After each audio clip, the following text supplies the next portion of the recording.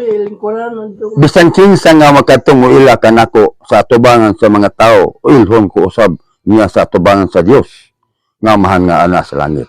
Busa ini kibutagon, magayon ko nimo nga ninyo si Kristo. Budaw ba kani Kristo nga bugto personal mong luwas nimo? Dawat. Ilo mo na pa buto ba ka si Kristo no pagkamatay nimo alang kanang tanan? Busa kami dawat naman ka sa pulong sa Dios. Nigo ang Dios, moadto ko sa amahan aron pag-anda mo lawak alang kanang tanan. Aron mo balik ako, dadong ikaw katong ila kaniya nga bugtong buhi nga Dios. Salamat kami ila ka man kano ni sa buhi nga Dios. Ining kabutang nalipay ang mga anghel nato sa malangit. Ug labaw pang nalipay ang Dios nga madawat ka man. Ganyan dire ha. Ganyan dire.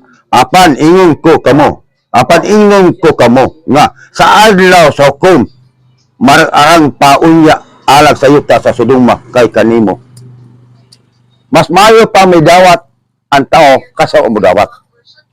Butong ka na igsoon. Busa ini kabutagon nalipa ang Dios kanimo kay may dawat ka mas sa pulong sa Dios. Kan kanabi alang natutanan. Busa kining tanan wala mahimong tao kung wala pa siya. Apan sa tao nga nagatawo kaniya sa yuta mitubag nga nagaingon kinsa ba ang akong inahan o kinsa ba ang akong amahan.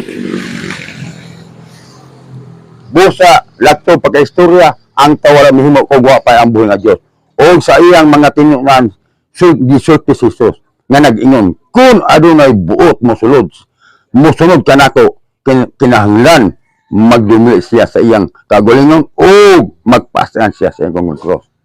Sa dini pa sa siyuta. Pero kami dawat naman ka sa pulo sa Diyos, kato pa igsoon, nalipan Diyos.